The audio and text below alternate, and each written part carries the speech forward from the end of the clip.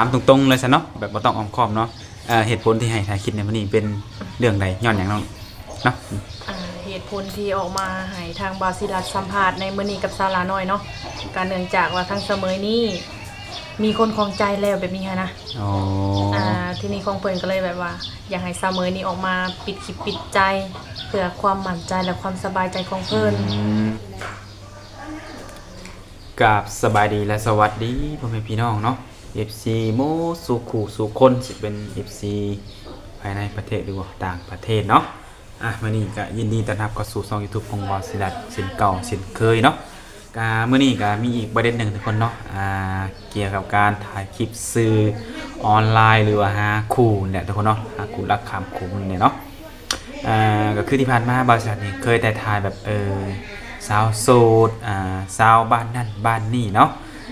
แต่ว่ามาในมื้อนี้ก็พิเศษทุกคนเนาะพิเศษจังไดก็คือพิเศษแปลว่าสิมาถ่ายสาวโสดที่ว่าเป็นยูทูบเบอร์เนาะเป็นยูทูบเบอร์ก็มีชื่อเสียงดังพอสมควรนั่นแหละทุกคนเนาะยูทูบเบอร์ที่เปิดใจสาวลาวแต่ว่ามื้อนี้สิมาถ่ายเกี่ยวกับหัวใจของตัวเองเนาะก็มีข่าวมาว่าเพิ่นนี่พบรักข้ามโค้งเองว่าซั่นซะเนาะพบรักกับหนุ่มฝั่งไทยทุกคนเลยเพิ่นเลยสิออกมาถ่ายคลิปเปิดคลิปให้ถ่ายคลิปออกสื่อให้หลายๆคนนำฮู้เนาะว่าเพิ่นนี้ได้คบหากับหนุ่มไทยคนหนึ่งเนาะได้เป็นจังได๋เรื่องราวเฮาก็สิเข้าไปติดตามมาพร้อมกันแหละมาลุ้นกันว่าหนุ่มไทยคนนั้นจะอายุหลายปานใดเนาะหน้าตาดีซำใดฐานะรวยบ่หรือว่าพออยู่พอกินเป็นจังไดเนาะเดี๋ยวเราก็ไปติดตามมาพร้อมกันไปพบกับทางยูทูบเบอร์สาวโสดของเขาเลยทุกคนเนาะ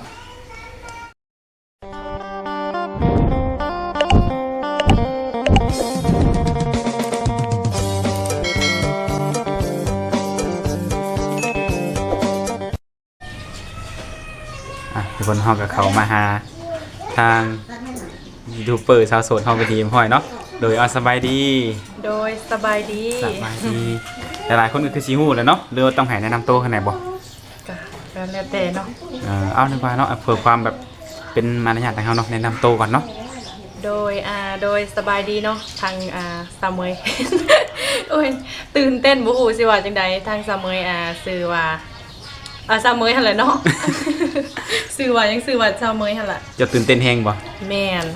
เคยถ่ายได้คนอื่นเนาะแม่นวันนี้ถือตัวเองแม่นบ่แบบมาถือเจ้าของก็คือแบบว่าบังนาวแตกว้าวอีหยังก็คือแข็งไปเบิดหั่นนะเข้าใจความรู้สึกนี้แล้วแม่นบ่บัดนี้โคตรเลยโคตรเข้าใจเลย ครั้งแรกบ่ซั่นนะแม่นโอ้ครั้งแรกเลยก็ครั้งแรกที่แบบว่ามาถือแบบหมู่หรือว่าคนอื่นมาถ่ายเจ้าของแบบนี้ค่ะนะมีความรู้สึกตื่นเต้นแฮงจนเว้ายังก็บ่ถือพุ่นแหล้วเนาะแม่นโดยทางผู้ถ่ายเองก็ตกใจเนาะมื้อนี้หั่นแหละหรือว่าแปลกใจเนาะที่เพิ่นมาให้ถ่ายคลิปเพิ่นเรื่องใดเรื่องนึงนี่แหละเนาะทุกคนเนาะโดยก็อยากถามตรงๆเลยซะเนาะแบบบ่ต้องอ้อมค้อมเนาะเหตุผลที่ให้ถ่ายคลิปในมื้อนี้เป็นเรื่องใดย้อนหยังเนาะเหตุผลที่ออกมาให้ทางบาซิลัสสัมภาษณ์ในมื้อนี้กับซาลาน้อยเนาะการเนื่องจากว่าทั้งเสมอนี้มีคนครองใจแล้วแบบนี้ค่ะนะทีนี้ของเพิ่นก็เลยแบบว่าอยากให้เสมอนี้ออกมาปิดคลิปปิดใจเพื่อความมั่นใจและความสบายใจของเพิ่นแบบนี้ค่ะนะโดยคือเพิ่นอยากให้เฮานี่กล้าพิสูจน์ให้อ้ายเห็นบ่ประมาณนี้แม่นบ่โดยแม่นว่าน้องนี่จริงจังกับอ้ายซำใดเนาะแม่นกล้าออกสื่อว่าปิดคลิปกับอ้ายคุยกับอ้ายบ่เนาะแม่นก่อนสิว่าเรื่องผู้หญิงก็สิถามเสมอเป็นโสดมาโดนปานใดตั้งแต่เลิกลาคนเก่าซั่นซะเนาะตัวเขาเองนี้โดยแม่นเป็นโสดมาก็ถือว่าสิเข้าปีแล้วเด้อเป็นโสดปีเนาะแม่นคือเจ้านี่มีลูกชายคนหนึ่งเนาะแม่นมีลูกคนหนึ่งและคุยกับคนที่ให้มาปิดใจนี่โดนสมัยนะประมาณ 2-3 เดือนนี่แหละ 2-3 เดือนแม่นได้เห็นหน้าเห็นตากันแล้วบ่ก็ถามว่าเห็นหน้าตรงๆนี่บ่แม่นยังเด้ยังแต่ว่าเห็นผ่านกล้องผ่านหนังนี่เห็นแล้วบ่ล่ะแม่นได้โทรหาแบบนี้นะได้โทรได้คุยกันแบบนี้นะเป็นหยังย้อนหยังถึงเฮ็ดให้เจ้าออกมาปิดคลิปปิดใจเพื่อเพิ่นเป็นย้อนแบบว่าเพิ่นเป็นผู้ใหญ่ แล้วก็การเว้าความจาของเพิ่นมีการแบบว่าเฮ็ดให้เฮาเชื่อถือเนาะเพราะว่าคือทางเสมอเองเคยผ่านประสบการณ์เคยมีครอบครัวรุ่นราวคราวเดียวแบบอายุหั่นนะ โดย และเฮ็ดให้เฮาแบบว่า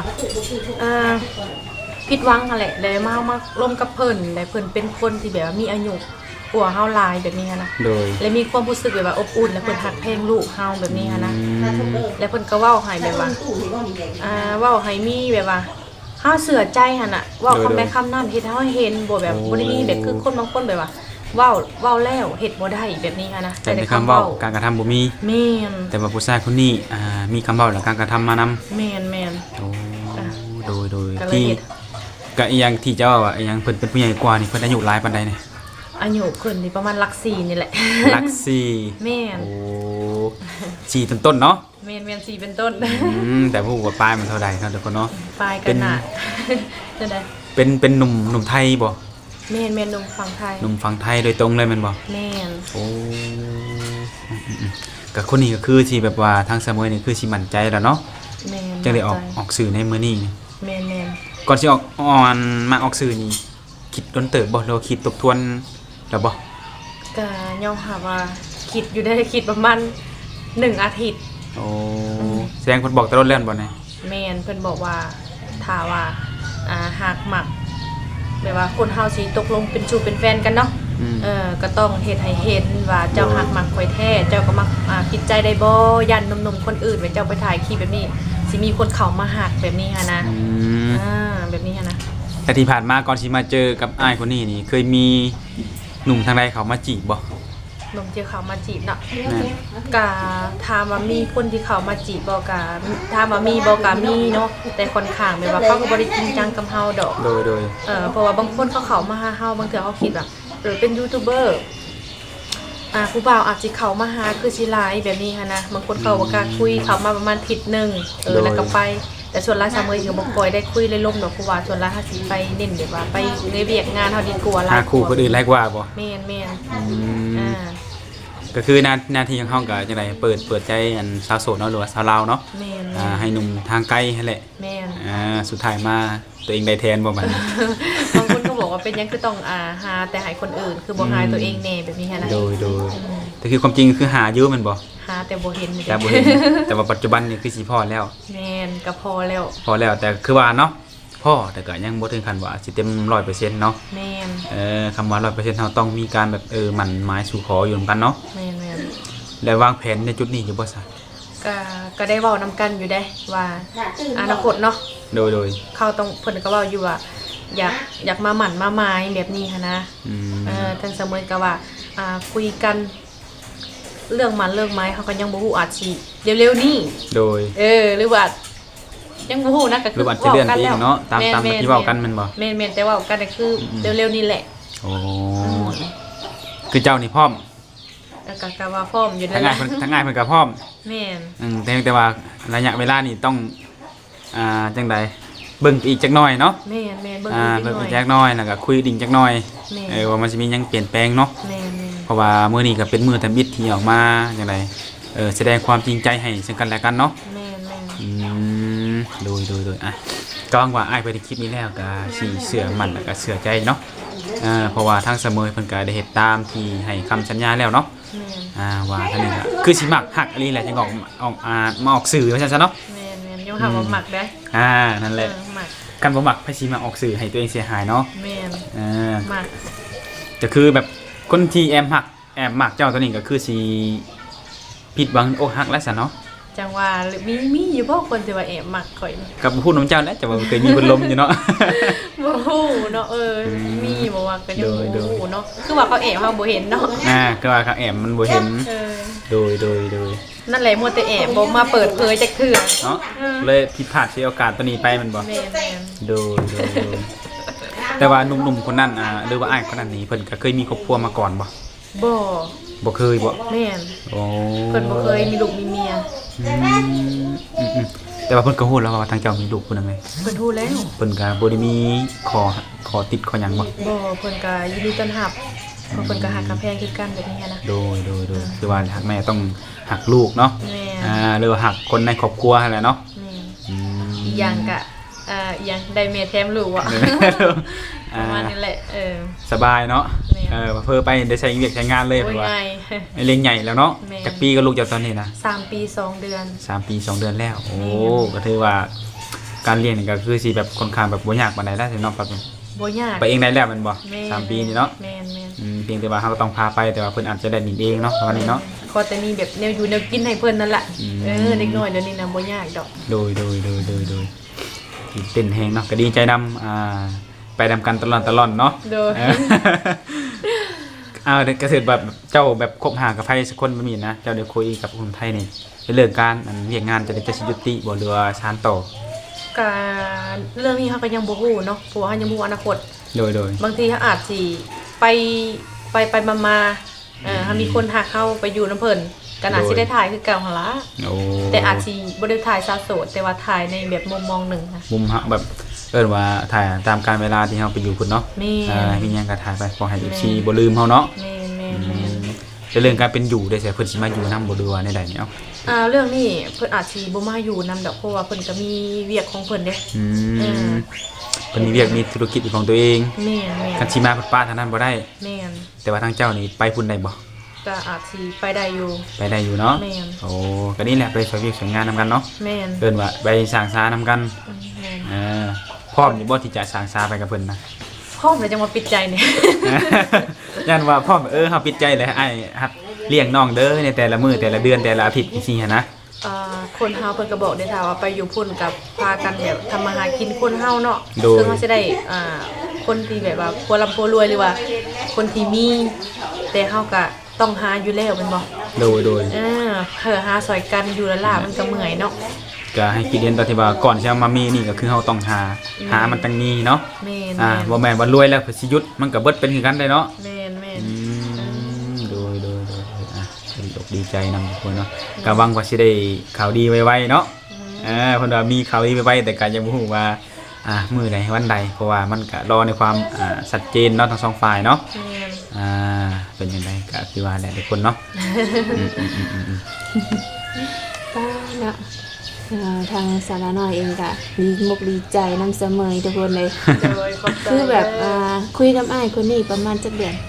ประมาณ 2-3 เดือนนี่ล่ะ 2-3 เดือนเนาะเห็นหน้าเห็นตากันเด้ แต่ว่าเห็นหน้าตาทางโทรศัพท์แต่ว่าตัวจริงยังบ่เห็นหน้า ตรงสเปคอยู่บ่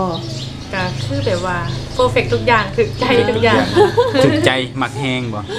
ก็ถามว่าหมักก็คือหมักนะเพราะว่าเพิ่นเป็นผู้ชายแบบว่าใหญ่เนาะเป็นผู้ชายที่แบบว่าใหญ่สูง โดย เพอร์เฟกคือมันตรงสเปคเขาทุกอย่างนะ โดย กับการเว้าการจาของเพิ่นเนี่ยเด้ นั่นแหละ การเว้ากันจาเข้าใจกัน แม่นเพิ่นเข้าใจเฮา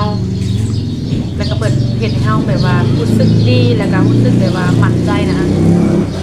เวลาโอลมกันเนาะ แม่น คือแบบว่าให้ความสำคัญเฮาบ่ แม่นให้ความสำคัญ โดยไปฮู้จักกันแน่เลยคือว่าแบบคือว่าบ่แจ้งทีมงานเลยนะ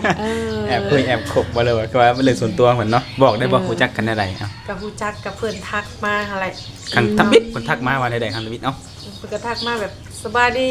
สบายดีแบบคอเบอร์สาวโสดอีหยังนี่ทางนี้ก็แซวว่าทางนี้ก็โสดเด้อสิฮะแต่คนนั้นบ่ว่าซั่นน่ะ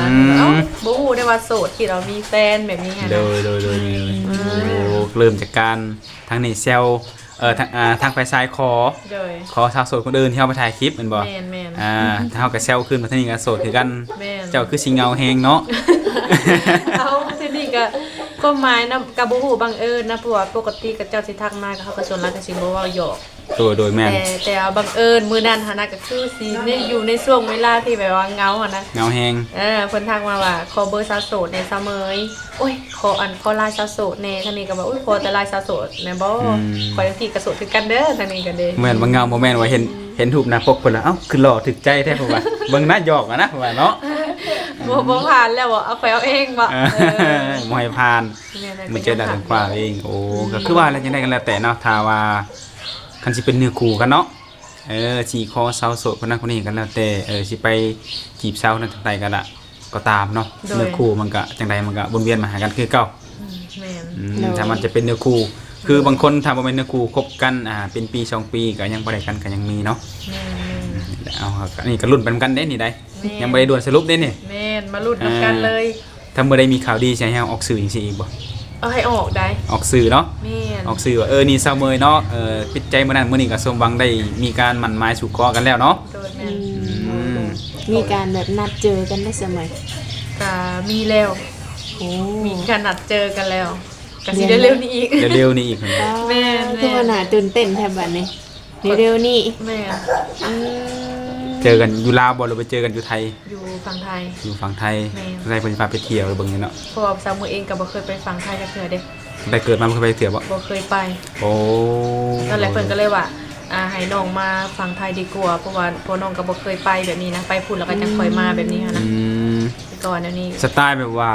พาไปเที่ยวหรือว่าพาไปช้อปปิ้งบ่ซื้อเครื่องซื้อของมาฝากที่นี่บ่เนาะจังสิมาเที่ยวลาว แม่น กันสิว่ามาเที่ยวลาวเพิ่นกลับไปเที่ยวไทยบ่เอ้าจังสิว่าได้เนาะ แม่น เออดู ๆตัวนั่นล่ะ